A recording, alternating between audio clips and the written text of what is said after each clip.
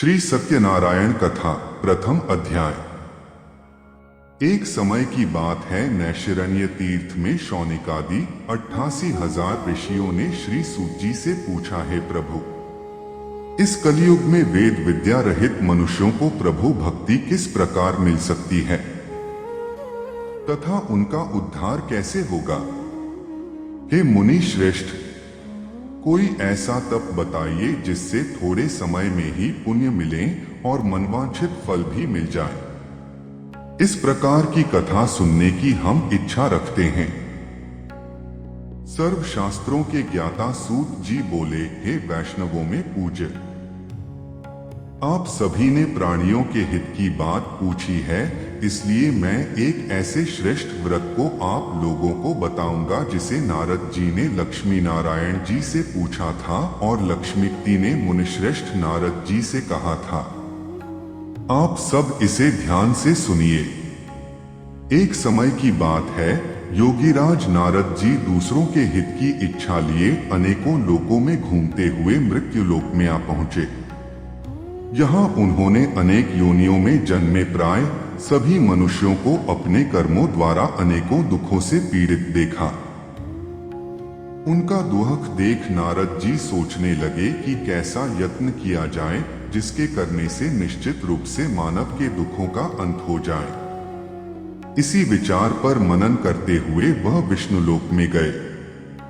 वहां वह देवों के ईश भगवान नारायण की स्तुति करने लगे, जिनके हाथों में शंख, चक्र, गदा और पद्म थे, गले में वरमाला पहने हुए थे।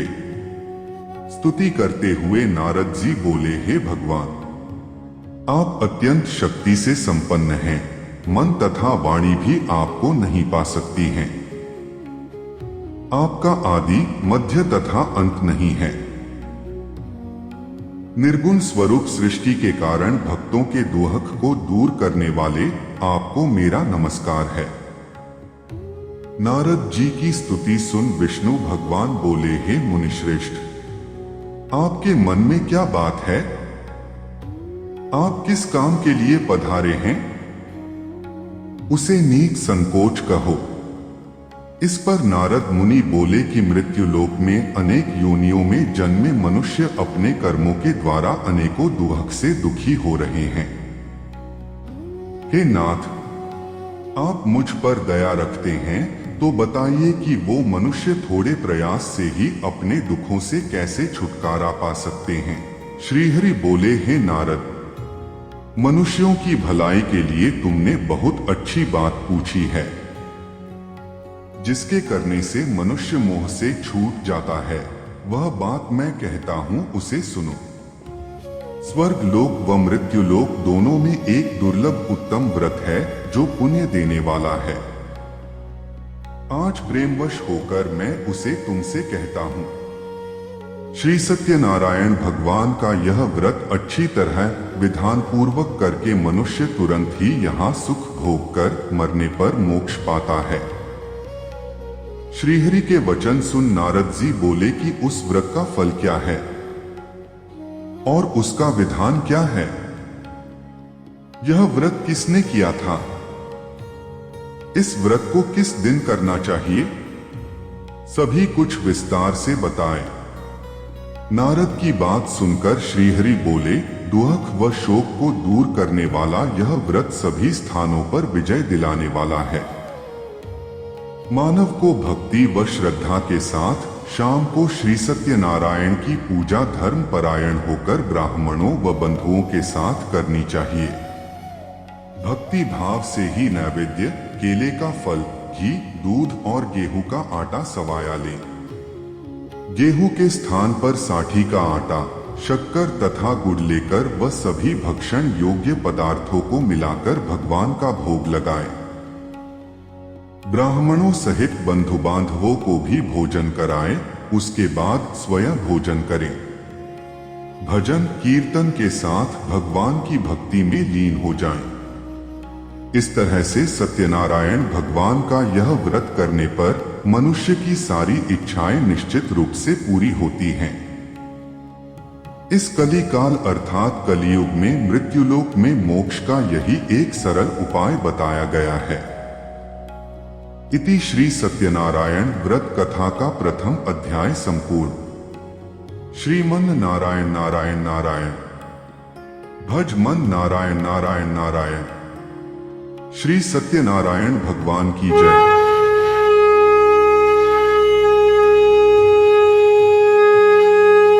श्री सत्यनारायण कथा द्वितीय अध्याय।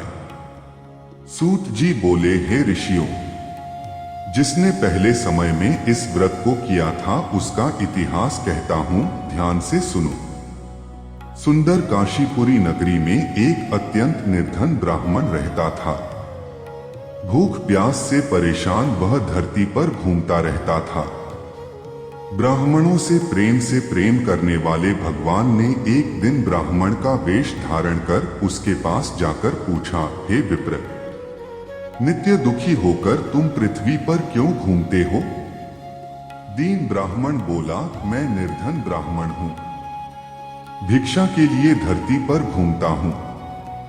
हे भगवान, यदि आप इसका कोई उपाय जानते हो तो बताइए। वृद्ध ब्राह्मण कहता है कि सत्यनारायण भगवान मनोवांछित फल देने वाले हैं, इसलिए तुम उनका पूजन करो। इसे करने से मनुष्य सभी दुखों से मुक्त हो जाता है। वृद्ध ब्राह्मण बनकर आए सत्यनारायण भगवान उस निर्धन ब्राह्मण को व्रत का सारा विधान बताकर अंतर्धान हो गए।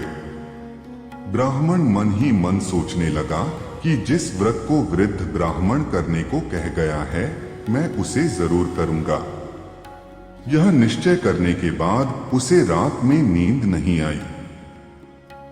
वह सवेरे उठकर सत्यनारायण भगवान के व्रत का निश्चय कर भिक्षा के लिए चला गया। उस दिन निर्धन ब्राह्मण को भिक्षा में बहुत धन मिला, जिससे उसने बंधु बांधवों के साथ मिलकर श्री सत्यनारायण भगवान का व्रत संपन्न किया।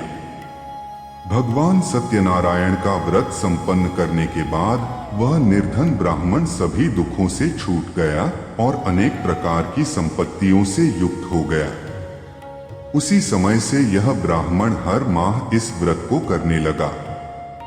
इस तरह से सत्यनारायण भगवान के व्रत को जो मनुष्य करेगा वह सभी प्रकार के पापों से छूटकर मोक्ष को प्राप्त होगा। जो मनुष्य इस व्रत को करेगा वह भी सभी दुखों से मुक्त हो जाएगा। सूत जी बोले कि इस तरह से नारद जी से नारायण जी का कहा हुआ श्री सत्यनारायण व्रत को मैंने तुमसे कहा। हे विप्रो, मैं अब और क्या कहूं? ऋषि बोले, हे मुनिवर, संसार में उस विप्र से सुनकर और किस किस ने इस व्रत को किया, हम सब इस बात को सुनना चाहते हैं। इसके लिए हमारे मन में श्रद्धा का भाव है। सूत जी बोले, हे मुनियों, जिस जिसने इस व्रत को किया है वह सब सुनो। एक समय वही विप्र धन व ऐश्वर्य के अनुसार अपने बंधु बांधवों के साथ इस व्रत को करने को तैयार हुआ। उसी समय एक लकड़ी बेचने वाला बूढ़ा आदमी आया और लकड़ियां बाहर रखकर अंदर ब्राह्मण के घर में गया। प्यास से दुखी वह लकड़हारा उनको व्रत करते देख विप्र को नमस्कार कर पूछने लगा कि आप यह क्या कर रहे हैं तथा इसे करने से क्या फल मिलेगा, कृपया मुझे भी बताएं। ब्राह्मण ने कहा कि सब मनोकामनाओं को पूरा करने वाला यह सत्यनारायण भगवान का व्रत है। इनकी कृपा से ही मेरे घर में धन धान्य आदि की वृद्धि हुई है। विप्र से सत्यनारायण व्रत के बारे में जानकर लकड़हारा बहुत प्रसन्न हुआ। चरणामृत लेकर व प्रसाद खाने के बाद वह अपने घर गया।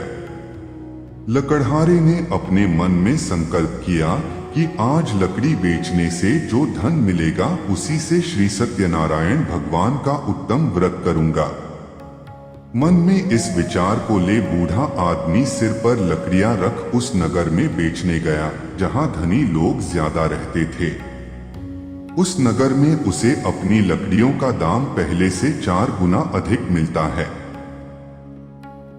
बूढ़ा प्रसन्नता के साथ दाम लेकर केले, शक्कर, घी, दूध, दही और गेहूं का आटा ले और सत्यनारायण भगवान के व्रत की अन्य सामग्रियां लेकर अपने घर गया। वहां उसने अपने बंधु बांधवों को बुलाकर विधि विधान से सत्यनारायण भगवान का पूजन और व्रत किया। इस व्रत के प्रभाव से वह बूढ़ा लकड़हारा धन पुत्र आदि से युक्त होकर संसार के समस्त सुख भोग अंत काल में वैकुंठ धाम चला गया। इति श्री सत्यनारायण व्रत कथा का द्वितीय अध्याय संपूर्ण। श्रीमन नारायण नारायण नारायण, भज मन नारायण नारायण नारायण। श्री सत्यनारायण भगवान की जय।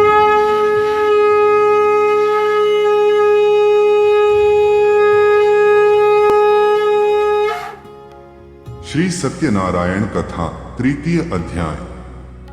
सूतजी बोले, हे श्रेष्ठ मुनियों, अब आगे की कथा कहता हूं। पहले समय में उल्कामुख नाम का एक बुद्धिमान राजा था।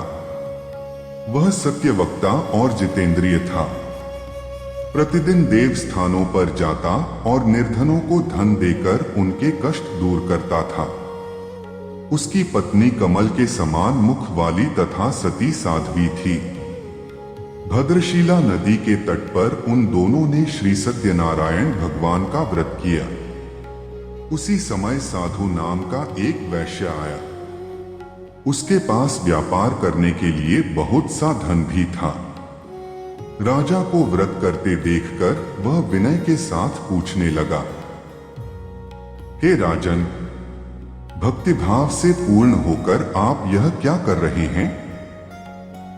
मैं सुनने की इच्छा रखता हूं, तो आप मुझे बताएं। राजा बोला, हे साधु, अपने बंधु बांधवों के साथ पुत्रादि की प्राप्ति के लिए एक महाशक्तिमान श्री सत्यनारायण भगवान का व्रत व पूजन कर रहा हूं। राजा के वचन सुन साधु आदर से बोला, हे राजन, मुझे इस व्रत का सारा विधान कहिए।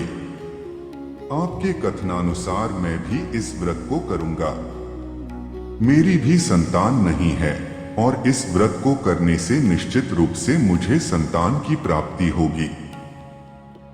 राजा से व्रत का सारा विधान सुन व्यापार से निवृत्त हो वह अपने घर गया। साधु वैश्य ने अपनी पत्नी को संतान देने वाले इस व्रत का वर्णन कह सुनाया और कहा कि जब मेरी संतान होगी तब मैं इस व्रत को करूंगा। साधु ने इस तरह के वचन अपनी पत्नी लीलावती से कहे। एक दिन लीलावती पति के साथ आनंदित हो सांसारिक धर्म में प्रवृत्त होकर सत्यनारायण भगवान की कृपा से गर्भवती हो गई। 10वें महीने में उसके गर्भ से एक सुंदर कन्या ने जन्म लिया। दिनों दिन वह ऐसे बढ़ने लगी जैसे कि शुक्ल पक्ष का चंद्रमा बढ़ता है। माता पिता ने अपनी कन्या का नाम कलावती रखा। एक दिन लीलावती ने मीठे शब्दों में अपने पति को याद दिलाया कि आपने सत्यनारायण भगवान के जिस व्रत को करने का संकल्प किया था उसे करने का समय आ गया है। आप इस व्रत को करिए। साधु बोला कि हे प्रिय, इस व्रत को मैं उसके विवाह पर करूंगा। इस प्रकार अपनी पत्नी को आश्वासन देकर वह नगर को चला गया। कलावती पिता के घर में रह दिनों दिन बड़ी होने लगी। साधु ने एक बार नगर में अपनी कन्या को सखियों के साथ देखा तो तुरंत ही दूत को बुलाया और कहा कि मेरी कन्या के योग्य वर देख कर आओ। साधु की बात सुनकर दूत कंचन नगर में पहुंचा और वहां देखभाल कर लड़की के सुयोग्य वाणिक पुत्र को ले आया। सुयोग्य लड़के को देख साधु ने बंधु बांधवों को बुलाकर अपनी पुत्री का विवाह कर दिया। लेकिन दुर्भाग्य की बात ये कि साधु ने अभी भी श्री सत्यनारायण भगवान का व्रत नहीं किया। इस पर श्री भगवान क्रोधित हो गए और श्राप दिया कि साधु को अत्यधिक दुर्हक मिले। अपने कार्य में कुशल साधु बनिया जमाई को लेकर समुद्र के पास स्थित होकर रत्नासारपुर नगर में गया। वहां जाकर दामाद ससुर दोनों मिलकर चंद्रकेतु राजा के नगर में व्यापार करने लगे। एक दिन भगवान सत्यनारायण की माया से एक चोर राजा का धन चुराकर भाग रहा था। उसने राजा के सिपाहियों को अपना पीछा करते देख चुराया हुआ धन वहां रख दिया जहां साधु अपने जमाई के साथ ठहरा हुआ था। राजा के सिपाहियों ने साधु वैश्य के पास राजा का धन पड़ा देखा तो वह ससुर जमाई दोनों को बांधकर प्रसन्नता से राजा के पास ले गए और कहा कि उन दोनों चोरों को हम पकड़ लाए हैं, आप आगे की कार्यवाही की आज्ञा दें। राजा की आज्ञा से उन दोनों को कठिन कारावास में डाल दिया गया और उनका सारा धन भी उनसे छीन लिया गया। श्री सत्यनारायण भगवान के श्राप से साधु की पत्नी भी बहुत दुखी हुई। घर में जो धन रखा था उसे चोर चुरा ले गए। शारीरिक तथा मानसिक पीड़ा व भूख प्यास से अति दुखी हो अन्न की चिंता में कलावती एक ब्राह्मण के घर गई। वहां उसने श्री सत्यनारायण भगवान का व्रत होते देखा, फिर कथा भी सुनी, वह प्रसाद ग्रहण कर रात को घर वापस आई। माता ने कलावती से पूछा कि हे पुत्री, अब तक तुम कहाँ थी? तेरे मन में क्या है? कलावती ने अपनी माता से कहा, हे माता, मैंने एक ब्राह्मण के घर में श्री सत्यनारायण भगवान का व्रत देखा है। कन्या के वचन सुन लीलावती भगवान के पूजन की तैयारी करने लगी। लीलावती ने परिवार व बंधुओं सहित सत्यनारायण भगवान का पूजन किया और उनसे वर मांगा कि मेरे पति तथा जमाई शीघ्र घर आ जाएं। साथ ही यह भी प्रार्थना की कि हम सबका अपराध क्षमा करें। श्री सत्यनारायण भगवान इस व्रत से संतुष्ट हो गए और राजा चंद्रकेतु को सपने में दर्शन देकर कहा, हे राजन, तुम उन दोनों वैश्यों को छोड़ दो और तुमने उनका जो धन लिया है उसे वापस कर दो। अगर तुमने ऐसा नहीं किया तो मैं तुम्हारा धन, राज्य व संतान सभी को नष्ट कर दूंगा। राजा को यह सब कहकर भगवान अंतर्धान हो गए। प्रातः काल सभा में राजा ने अपना सपना सुनाया, फिर बोले कि बणिक पुत्रों को कैद से मुक्त कर सभा में ला। दोनों ने आते ही राजा को प्रणाम किया। राजा मीठी वाणी में बोला, हे महानुभावों, भाग्यवश ऐसा कठिन दुख तुम्हें प्राप्त हुआ है, लेकिन अब तुम्हें कोई भय नहीं है। ऐसा कह राजा ने उन दोनों को नए वस्त्राभूषण भी पहनाए और जितना धन उनका लिया था उससे दुगुना धन वापस कर दिया। दोनों वैश्य अपने घर को चल दिए। इति श्री सत्यनारायण व्रत कथा का 3य अध्याय संपूर्ण। श्रीमन नारायण नारायण नारायण, भज मन नारायण नारायण नारायण। श्री सत्यनारायण भगवान की जय।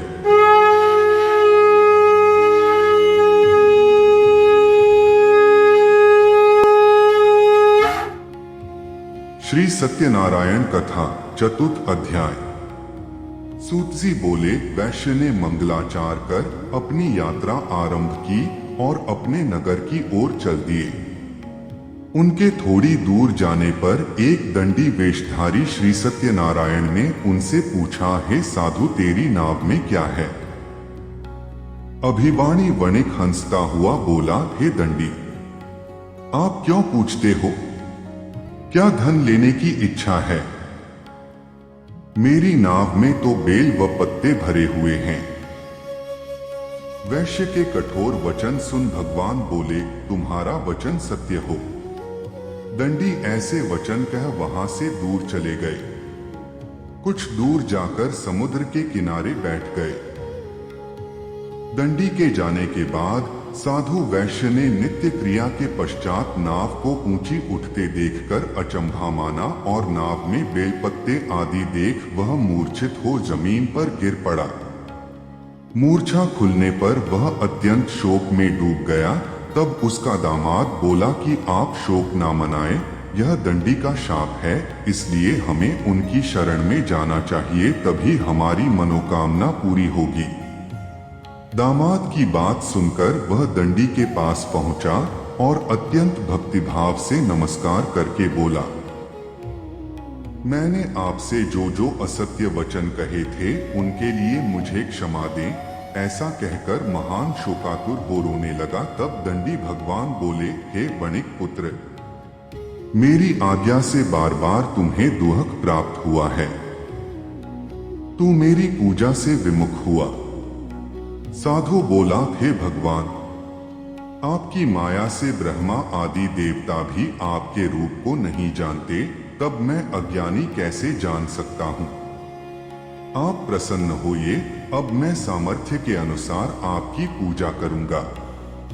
मेरी रक्षा करो और पहले के समान नौका में धन भर दें।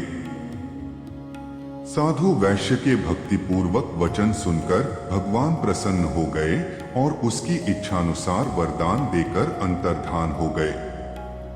ससुर जमाई जब नाव पर आए तो नाव धन से भरी हुई थी। फिर वहीं अपने अन्य साथियों के साथ सत्यनारायण भगवान का पूजन कर अपने नगर को चल दिए। जब नगर के नजदीक पहुंचे तो दूत को घर पर खबर करने के लिए भेज दिया। दूत साधु की पत्नी को प्रणाम कर कहता है कि मालिक अपने दामाद सहित नगर के निकट आ गए हैं। दूत की बात सुन साधु की पत्नी लीलावती ने बड़े हर्ष के साथ सत्यनारायण भगवान का पूजन कर अपनी पुत्री कलावती से कहा कि मैं अपने पति के दर्शन को जाती हूँ, तू कार्य पूर्ण कर शीघ्र आ जा। माता के ऐसे वचन सुन कलावती जल्दी में प्रसाद छोड़ अपने पति के पास चली गई। प्रसाद की अवज्ञा के कारण श्री सत्यनारायण भगवान रुष्ट हो गए और नाव सहित उसके पति को पानी में डुबो दिया। कलावती अपने पति को वहां न पाकर रोती हुई जमीन पर गिर गई। नौका को डूबा हुआ देख व कन्या को रोता देख साधु दुखी होकर बोला कि हे प्रभु, मुझसे तथा मेरे परिवार से जो भूल हुई है उसे क्षमा करें। साधु के दीन वचन सुनकर श्री सत्यनारायण भगवान प्रसन्न हो गए और आकाशवाणी हुई, हे साधु, तेरी कन्या मेरे प्रसाद को छोड़कर आई है, इसलिए उसका पति अदृश्य हो गया है। यदि वह घर जाकर प्रसाद खाकर लौटती है तो इसे इसका पति अवश्य मिलेगा। ऐसी आकाशवाणी सुन कलावती घर पहुंचकर प्रसाद ग्रहण करती है और फिर आकर अपने पति के दर्शन करती है। उसके बाद साधु अपने बंधु बांधवों सहित श्री सत्यनारायण भगवान का विधि विधान से पूजन करता है तथा इस लोक में सुख भोग वह अंत में स्वर्ग को जाता है। इति श्री सत्यनारायण व्रत कथा का चतुर्थ अध्याय संपूर्ण। श्रीमन नारायण नारायण नारायण, भज मन नारायण नारायण नारायण। श्री सत्यनारायण भगवान की जय।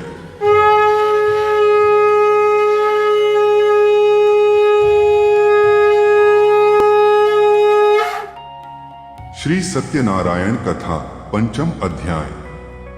सूत जी बोले, हे ऋषियों, मैं और भी एक कथा सुनाता हूं, उसे भी ध्यान पूर्वक सुनो।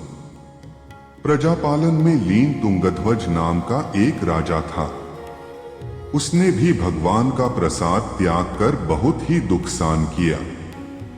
एक बार वन में जाकर वन्य पशुओं को मारकर वह बड़ के पेड़ के नीचे आया।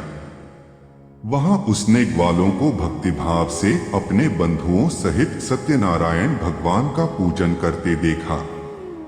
अभिमानवश राजा ने उन्हें देखकर भी पूजा स्थान में नहीं गया और ना ही उसने भगवान को नमस्कार किया। ग्वालों ने राजा को प्रसाद दिया, लेकिन उसने वह प्रसाद नहीं खाया और प्रसाद को वहीं छोड़ वह अपने नगर को चला गया। जब वह नगर में पहुंचा तो वहां सब कुछ तहस-नहस हुआ पाया तो वह शीघ्र ही समझ गया कि यह सब भगवान ने ही किया है। वह दोबारा ग्वालों के पास पहुंचा और विधि पूर्वक पूजा करके प्रसाद खाया तो श्री सत्यनारायण भगवान की कृपा से सब कुछ पहले जैसा हो गया। दीर्घकाल तक सुख भोगने के बाद मरणोपरांत उसे स्वर्गलोक की प्राप्ति हुई। जो मनुष्य परम दुर्लभ इस व्रत को करेगा तो भगवान सत्यनारायण की अनुकंपा से उसे धन धान्य की प्राप्ति होगी। निर्धन धनी हो जाता है और भयमुक्त हो जीवन जीता है। संतानहीन मनुष्य को संतान सुख मिलता है और सारे मनोरथ पूर्ण होने पर मानव अंतकाल में बैकुंठ धाम को जाता है। सूत जी बोले, जिन्होंने पहले इस व्रत को किया है अब उनके दूसरे जन्म की कथा कहता हूं। वृद्ध शतानंद ब्राह्मण ने सुदामा का जन्म लेकर मोक्ष की प्राप्ति की। लकड़हारे ने अगले जन्म में निषाद बनकर मोक्ष प्राप्त किया। उल्कामुख नाम का राजा दशरथ होकर बैकुंठ को गए। साधु नाम के वैश्य ने मोरध्वज बनकर अपने पुत्र को आरे से चीरकर मोक्ष पाया। महाराज तुंगध्वज ने स्वयंभू होकर भगवान में भक्तियुक्त होकर कर मोक्ष पाया। इति श्री सत्यनारायण व्रत कथा का पंचम अध्याय संपूर्ण। श्रीमन नारायण नारायण नारायण, भज मन नारायण नारायण नारायण। श्री सत्यनारायण भगवान की जय।